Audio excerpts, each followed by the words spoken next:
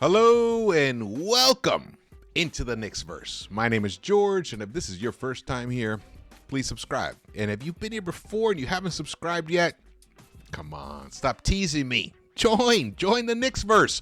Want to get over 7,500 subscribers. We're really close. But the most important thing is the Knicks took care of business tonight at the Garden, on the Garden floor. That's right.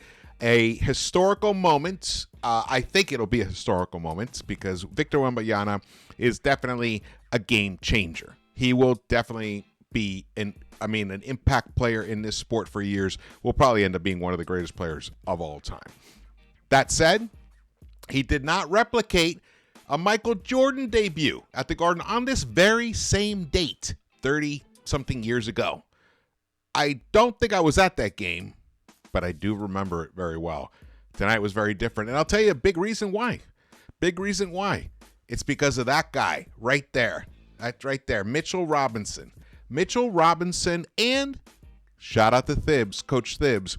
The scheme he devised to neutralize Victor, brilliant. And who called it out? Somebody called it out in one of the pregame shows. It might even have been Hubie Brown. Actually, right before they first started the game and the broadcast. Beautifully done. We're going to get into that. We got highlights. We got stats. I'm going to show you some deeper stats. We got it all. Tonight is a night to celebrate because the Knicks got back to 500. They're 4-4 now. Much deserved. In fact, I want to show you something.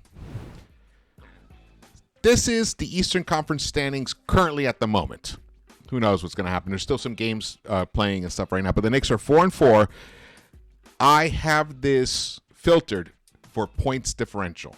The Knicks are currently 5th in points differential with a plus 4.3. So for a 500 team to have a plus 4.3 differential is very interesting.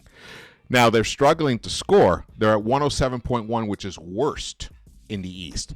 But their opponent points scored allowed, here they have it as opponents' points per game, 102.8, which is number one in the entire NBA.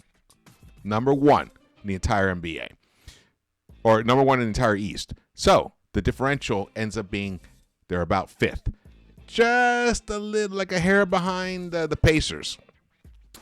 I believe that the Knicks will probably, once the offense starts really clicking consistently, they'll probably end up 3rd best differential in the Eastern Conference, which means the Knicks will be the 3rd best team in the Eastern Conference. They're going to be in that tier just below the Celtics, the Sixers, actually the Bucks. I have the Bucks also. The Bucks will eventually rise. They'll figure it all out. So they'll be the 4th. They'll be the 4th best team. But you never know. They could be close. Sixers could fade a little bit. They're off to a great start. We don't know how that's all going to shake out. Injuries come into play. It's a long, grueling season. But the Knicks have shown that one of their competitive advantages is having healthy players. Their key players stick around. Their key players, speaking of their key players, the big three, Randle, RJ, and Brunson tonight combined for 72 points. That's right, 72 points for them. And they had 5 guys over double digits. 5 guys with double digits. If Emmanuel quickly he got 19 points. If he gotten one more point, they'd have 4 guys with 20 points or more and nobody with 30 points. That's beautiful, balanced scoring. Balance. The ball kept moving. Kept finding the open guy to the tune of 28 assists, and that's why they scored 126 points tonight against the San Antonio Spurs. 105. They ruined Victor Wembanyama's debut at Madison Square Garden, as they should. All right, let's get to some highlights. While we talk about this stuff. So, when a game starts off like that, with RJ swishing a 3-point shot, God, was he outstanding or what? I mean, crazy. He was so beautifully efficient. And then Randle says, you know what? I'm going to do it too. So Knicks get off to an 11-0 start. I think they even got off to a 13-0 start. I think Randle scores here. Yes, he does. The Knicks shot tonight in the first quarter, 5 of 9 from the three-point line, 55.6%. San Antonio shot 0. They missed all 6 of their three-point attempts. Knicks, as I mentioned before, had totally balanced scoring, and they had 9 dimes in that first quarter. So you could see, and that right there, we want to see more of that. Brunson getting the ball to Mitch for a lob like that. That is just every day. That's just easily. That's just buttered toast right there. That's like an automatic. If you order dry toast, you're crazy. Buttered toast is the way to go. That's buttered toast right there. It was beautiful. And then look at Jalen doing it right there. Knicks got off to a tremendous start. They owned the first quarter. San Antonio never led. The Knicks one time built a 30-point lead. Got a little scary there in the fourth quarter. I think the Spurs cut the lead down to just 12. And then something happened that was really interesting. The starters came back in. Well, 3 starters came back in. Randle, Mitch, and Brunson. And immediately the Knicks built the lead back up to end up winning by 21. Beautiful team efforts. I love the execution. When you look at the stats, they're going to look a little wonky because the fourth quarter, it feels like the Knicks did kind of take their foot off the gas a little bit because they were playing so hard for all the first 36 minutes. They got a little bit, not I wouldn't say tired, but just got caught up in the score and the moment, and they took the foot off the gas. And the Spurs have pride. The Spurs, I'm telling you, the Spurs are a quality team. This is not indicative. They're a young team. They're incredibly young, and their best player is only 19.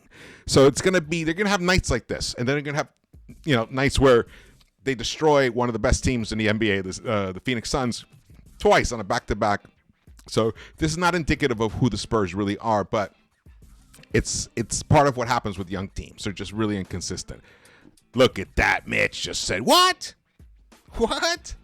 Mr. Offensive Rebounding Machine once again destroyed the Spurs on a night against, one of the most amazing bigs that we'll ever see play this game. That was a nice 3. I like that one. That was a beauty. Here comes Randle. Randle played an excellent game for him. He was totally focused. What I like about him is, and I think I'm hearing some different things out there about him and his demeanor and everything, I see a concerted effort on his part to stay more focused. Yes, have there been games, quarters here and there, maybe even a whole game where he was moody and stuff like that? A little bit, but he's trying to limit it. You've all read about, his whole thing about he's gotten into Bruce Lee's teachings, be like water. He's trying to be like water. The thing is, when you try new things, you're not successful immediately at it. You slip back. You mess up. He's on his path. I really like what I'm seeing here. I really do. Honestly, I'm going to totally overreact during this game, during this recap about this game. Oh, Quentin Grimes, that was awesome right there. Quentin, he didn't have a spectacular game because, actually we didn't need him to, but he got off to a nice start in that first quarter himself. In fact, let me see, what did he score in that first quarter? The Knicks through the first 3 quarters, the Knicks destroyed the Spurs 99-72. They almost scored 100 points in 3 quarters. 99-72. And they had shot 48.4% by that point overall. They finished the game shooting, I'll show you those stats later. I got the 3-quarter stats through the first 3 quarters here. Let's see. So Randle didn't have an outstanding shooting night, but the way that okay, let's get into it. This is what's happening with the Knicks. This is why the Knicks are playing better and why they're going to win, and maybe why they had some missteps early on. Thibs is trying something new. Well, I don't know if he's trying something new. He kind of wanted to do it last year as well, but the Knicks are playing faster. If you notice, the ball is sticking less with any player, especially with those 3 guys, and quickly also suffers from that, where the ball just, it's like dribble, stick, trying to figure out what to do. No, they're kicking that ball out faster, and that is accelerating the motion in the offense. So once you do that, you're making the defense try to, catch up, playing catch up. Perfect. That's exactly what we want. Now it's a new style for the Knicks to play. It's not necessarily in the wheelhouse of these type of players. But the beauty is they're being forced to do it, to reach. They're being forced to discover something about themselves. This was the worst assist team last season in the NBA, or one of the worst, one of the very worst. Right now, tonight, they had 28 assists. They've already had a couple games with 30 assists this year. So I don't know what they're averaging for the season in assists, but it's got to be much higher than they were last season. So that's a sign, because I'll tell you, the reason that this is happening is because Thibs knows that the style of play that the Knicks have had the past couple of seasons during the regular season doesn't necessarily lead to playoff success. Last year, we got past the Cleveland Cavaliers because mostly, we just match up so great against them, and their bigs got owned by Mitch, and then we had Jalen Brunson, so he was a big difference maker. Oh, that was a great play. I loved that moment where RJ was just drawing the defense in, boom, found the guy trailing behind him, and it was Julius Randle. Perfect. That was a nice play, Wembanyama. That was one of the few highlights that Wemby had tonight. Here we go. This is the fourth quarter. This is where the game was like 13 points lead, and the starters came back in, and then you got Jalen Brunson stroking that right there. Beautiful. Deep three right there. And then RJ, here he goes. He drives, splits the defense. Beautiful. Kiss with the right hand. And he got an and one as well. And then that was the beginning of the game. So we're back to the beginning. All right, let's get to this. All right. So here's the box score. Julius Randle finished 8 of 19, which is great because by the first three quarters, he was only 4 of 15. So that means that he was 4 of 4 in the fourth quarter. Nice. And he was 1 of 5. 4 of 4. 16 rebounds for him. 5 dimes, 23 points for Julius Randle. And he played some really good defense. I was very impressed by his focus and commitment in this game. Does he have the full fierceness of his game that he had last season? Not yet. Which we don't necessarily need that. We need more of this. He's got the tools to be a tremendous game-changing type player as long as he maintains his composure. That was one of the keys of success for the Knicks. One of the keys of success. It looks like he's doing it. Looks like he's embracing it. Mitch Robinson, 31 minutes, 3 of 4. 12 rebounds for him. 8 points, 16 rebounds for Julius. Jesus, outstanding. Jalen Brunson, 8 of 19. 5 of 8 from the three-point line. 5 of 8. 25 points for him. RJ Barrett, once again, an outstanding game. 24 points. He has not had a bad game at all this season. Let's all just take a moment. Let's take a moment and think about that. RJ Barrett has not had a bad game this season. It's so overwhelming, it made me cough. But look at those stats. I got this from the ESPN broadcast, and then I highlighted for you the three-point percentage. Because we all know that, his second season, his sophomore season, that magical season, that just totally woke the franchise up. And they got to the playoffs for the first time in 8-9 years at that point. Look at that, 40% when he was 20 years old. Now, as a 23-year-old, he is averaging 44%. Outstanding, beautiful for him. Could not be more. And I'm going to even. All right, look. Truth is, NBA, in the NBA, you need superstars. You need at least one top 10 player to be able to win it all. Or to be able to at least be one of the contending teams. One of the 8 teams that really has a chance to do something. One of the 4 teams that definitely has a legitimate chance to get to the finals and win it all. To do that, you need a top 10 player. Top 10. There's no discussion about that. However, there is another way to do it. And Scott Perry talked about it. And it's depth and quality up and down the lineup.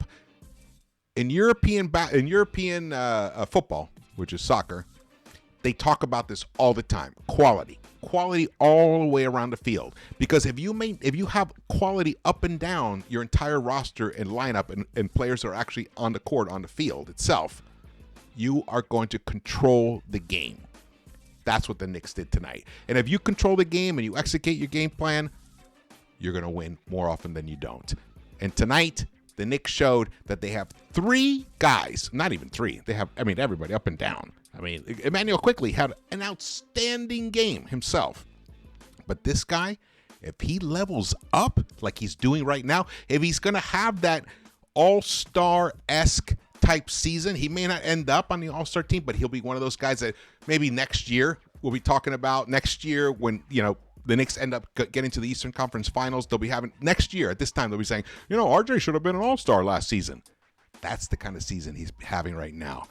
Outstanding. Couldn't be happier for this kid. He's having a career high in points per game, 22. Career high in three-point shooting at 44%. Outstanding. RJ Barrett, our homegrown number 3 draft pick, but he's not the only one. Mitch Robinson right there. Mitch right here, baby. Where is he? Oh, there he is, right there. Beast. He is making an argument, a very legitimate argument for being an all-defensive center in this NBA. In fact, I feel like if he just keeps this up, he will end up on the all-NBA defensive team. All defensive is what they call it, which is clunky. I wish they would rename it, honestly. That's kind of what I do. I rename shit and stuff, so that's why I'm always thinking about stuff like that. All right, so Barrett, look, 5 of 9 for the three-point line. First of all, that 44% didn't include tonight's stats. That was just a graphic that they put up during the broadcast, like around somewhere through the second quarter or something. So that's his percentage went up tonight. Amazing. Now let's look at Emmanuel Quickley. 28 minutes for him, 8 of 17, 3 of 9 from the three-point line, finished with 19 points and 5 dimes. And once again, always provides the outstanding defense. This was a fantastic all-around team effort. Josh Hart, 24 minutes, only 3 points, but he was great defensively. He kept moving the ball. The team, but I'm kind of burying the lead here. You may have already heard it by now. You may already know. But the Knicks only committed 4 turnovers tonight. 4. 2 of them were by Randle. That's it. 4 turnovers. You're going to win when you only commit 4 turnovers. Kudos to this team. They were, so professional from beginning to end. Outstanding. They're no weird moody, nothing. This was probably... Even though the win against the Clippers was a much more impressive and an important win, the previous win, their efficiency, the synergy, the connectiveness, the defense on a string, everyone was just moving and rotating to the right guy, not miss. There were a few moments, I think, towards the fourth quarter when, like I said, they got a little distracted and they took the foot off the gas, and that's how the Spurs kind of got back into it. But other than that little stretch, outstanding. Dante DiVincenzo, only 3 points, 1 of 6 from the field. Again, struggling to finish. I've had some conversations with JD about this. He has his own opinion. I'm let him share it. I'm not going to reveal what it is about it. But I will say this. It seems to me like he's got to work on his footwork as he approached the last step or two. He doesn't quite know which foot to launch off of. So that's something which is crazy to think that, this guy is a professional. He won in college. He's obviously been successful in the NBA. He's doesn't he? I think didn't he get a ring? Yeah, he got a ring with Milwaukee. He's played with the Warriors, but something happened. He doesn't quite know how to figure out which foot to plant and lift off to go and finish with. He doesn't quite have the finish at the rim. But meanwhile, he's able to block guys from behind. He skies for rebounds. So it's very confusing. Going to have to get a little deeper into what's going on with him at the rim. Like I said before, I didn't realize he struggled like this, but apparently it is something that he struggles with. So we'll see. The next thing that's interesting to note here is Quentin Grimes only played 19 minutes. That's interesting. Interesting. It wasn't for any other reason than game flow. He wasn't necessarily needed at this point. And then quickly, when you have him playing the way he's playing, it makes it harder. There is a little drum beat out there. Should quickly be starting. I'm going to wait a little bit. I'm going to see at about game 15 to see how Quentin is. If Quentin is still struggling, he's not really struggling necessarily with his numbers and efficiency and all that. In fact, let's get to this thing here. Well, I'll get to it here. Let me just get to this. Here we go. I tweeted this out last night actually. Knicks starters R.J. Barrett and Quentin Grimes are currently in the defensive rating top 20. Minimum 4 games and averaging 20-plus minutes. RJ at a 97.6 defensive rating, which is unbelievable. 5th best. Grimes is at 100.3, which is 11th best. While it's not surprising to see Grimes up here, RJ at number 5 is a major eye-opener. That is incredible game changer. But Grimes is 11th. Now, after tonight's game, including tonight's game, RJ did slip a little bit down.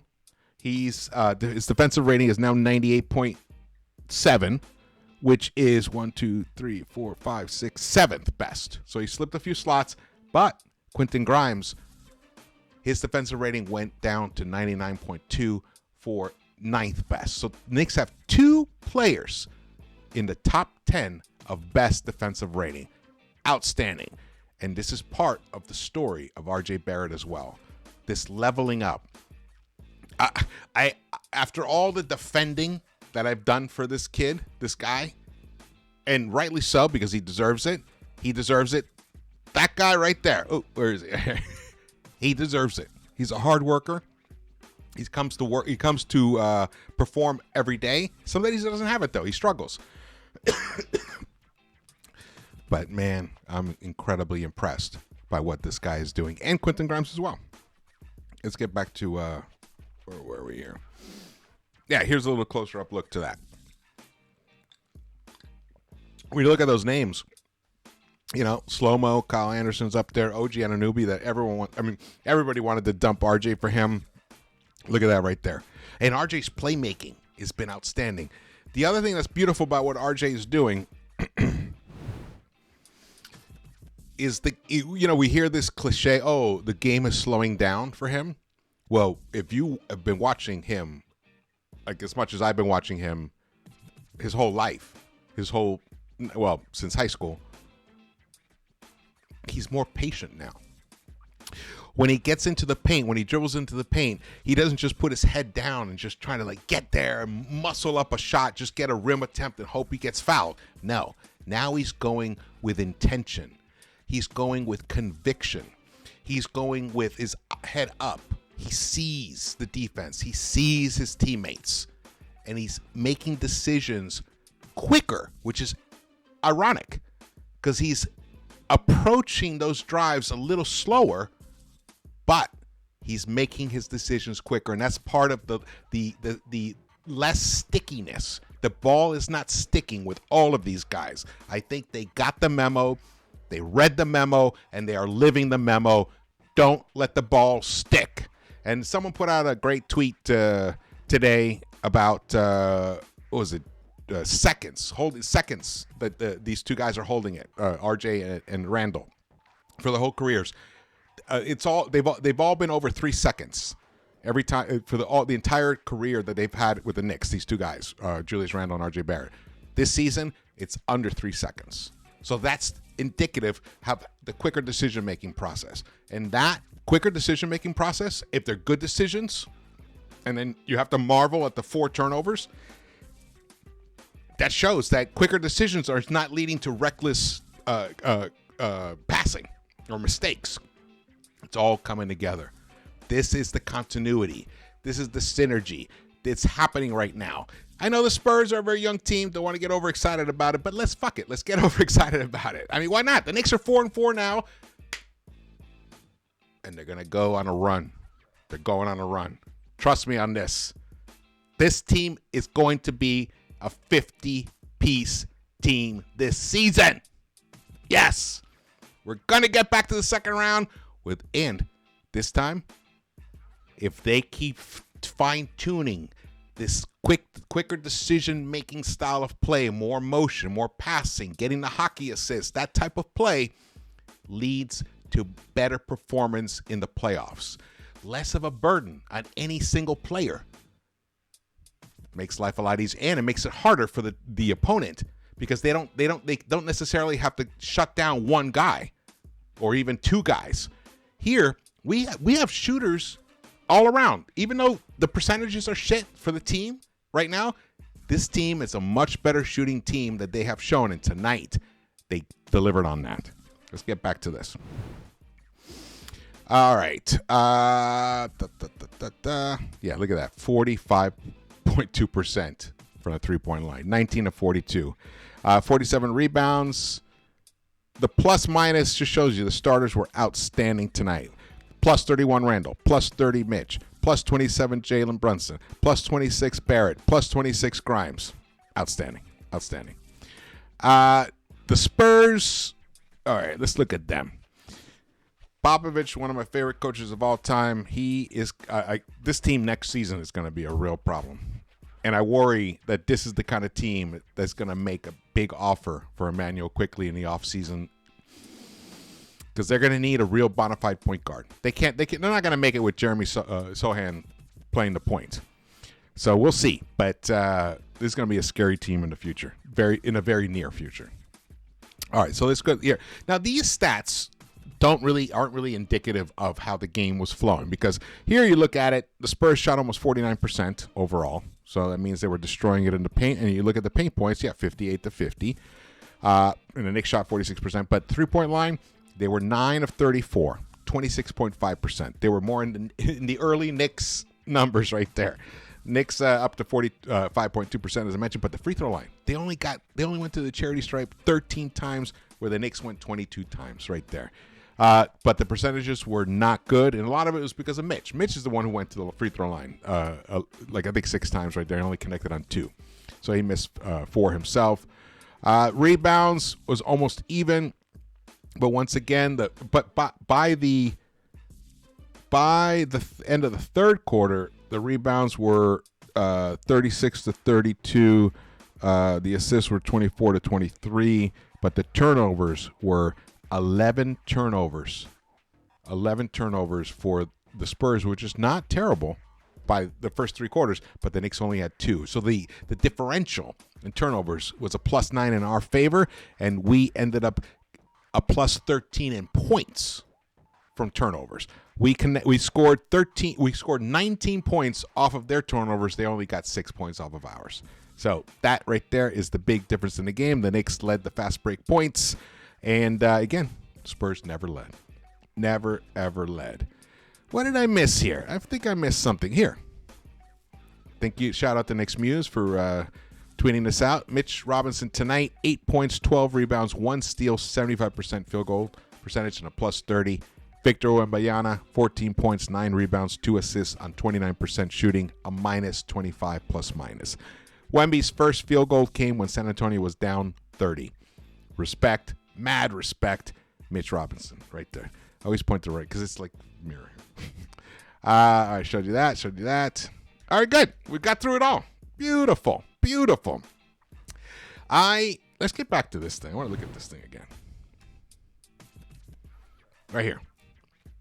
Let's look at that. Let's drink that in right there. New York Knicks are only allowing 102.8 points per game. You're going to win a lot of games if you have a defense like that. That is the thing that we didn't have last season.